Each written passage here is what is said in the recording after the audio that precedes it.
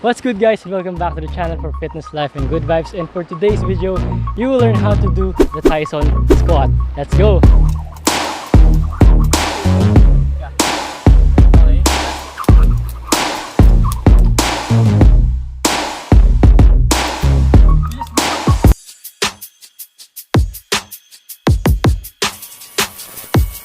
Good guys, and welcome back to the channel. For today's video, again, we are out here sa beach, and for today's video I will teach you how to do the Tyson squat. So if you don't know what the Tyson squat is, it is famous because of course, Mike Tyson. If you don't know the trick, I'll show it to you right now.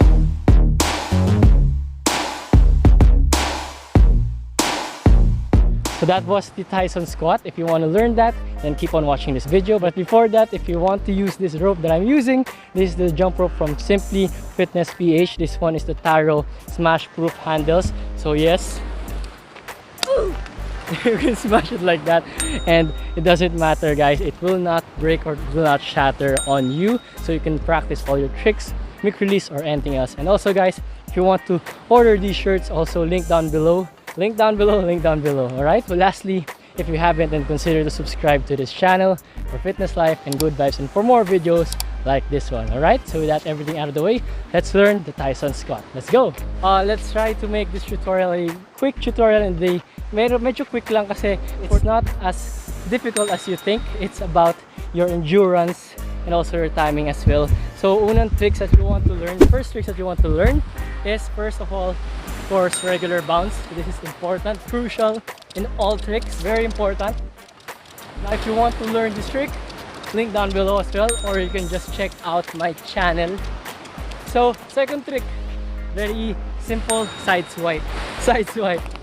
So this trick is very simple as well. You can learn this in my channel. So front view, side swipe like that, side swipe like that, side swipe like that. Very simple trick like this, and we're good to go. And the last trick, but it's not a trick but a workout, is you have to be familiar with squats. Pero sa squats na to is not the common squat is like this, where your heels touches the floor. Pero ngayon sa squats natin, sa Tyson squats, because you're doing jump rope and you want to move faster, you will still be on your toes. So like that. So ganyan. So you have to be familiar with these squats. Alright? So ito yung medyo mahirap na sa Tyson squats. It's not too difficult. Actually, you can learn this eventually when you're doing a workout. But the hard part is, again, the squats. So again, go here. Kita ba ako? So yeah, go here. And then Tyson squat is just jumping like this. Like this. You can, yung ginagawa ng iba, parang tinatamaan nila yung paa nila. Like this. I think Rush Athletics, I've watched him do this. He does this. Some do that. Others naman, it's okay, any naman. Just do. Ako, I think I do this. Hindi ko siya napapansin. So again, practice that one. Yun yung nakakapagod. As you can see, nagtuturo na ako pero napagod na ako just because I did the squat.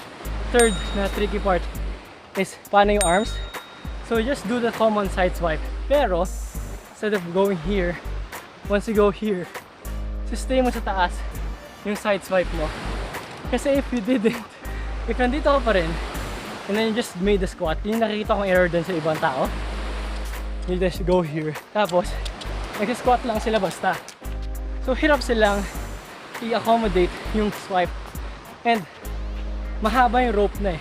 Basically pag bumaba ka kasi, you're lengthening the rope. Pero once you raise it up, parang iikli siya or mag-compensate siya pag gumanon ka. Okay, so that's the key. You have to raise your arms.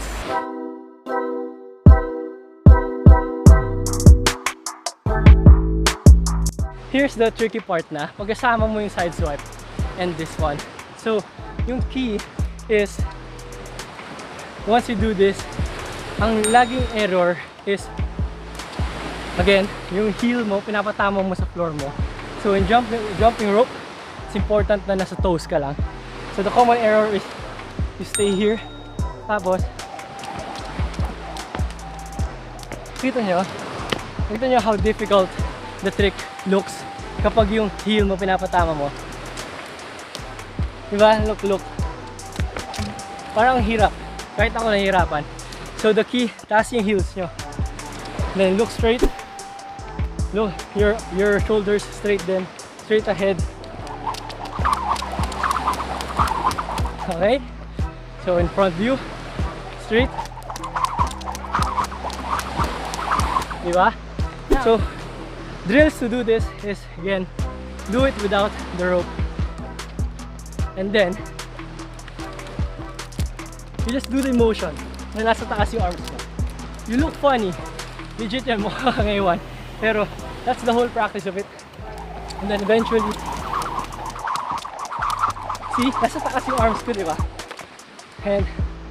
And I think, common na dapat gawin nyo is do this as less often as you can.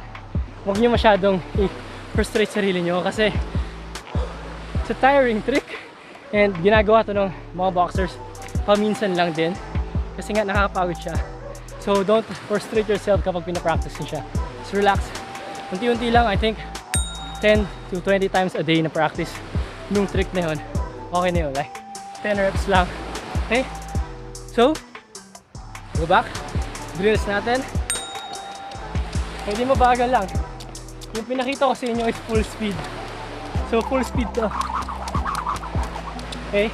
But, if you're practicing, like I said, lahat pwede yung exaggerate the movement and also do it slowly. Okay? So, it's okay if you trip again. Do this. Again, taas yung arms nyo. Now this is the first drill niya. Sa taas muna. But eventually, panasanay ka na, pwede mo nang babaan. Okay? So sa una,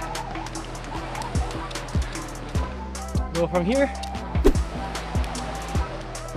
And then, go down here. Okay? So yun, pwede nyo gawin yun. 1, go down here. And that's it. Okay, again, first do it without the rope and then exaggerate and do it slowly. Eventually, guys, you will learn the Tyson squat. So again, thank you guys for watching. I hope you found value in this video. And yeah, thank you guys for watching. Peace out. I'll see you guys in the next one. Subscribe if you haven't. Peace.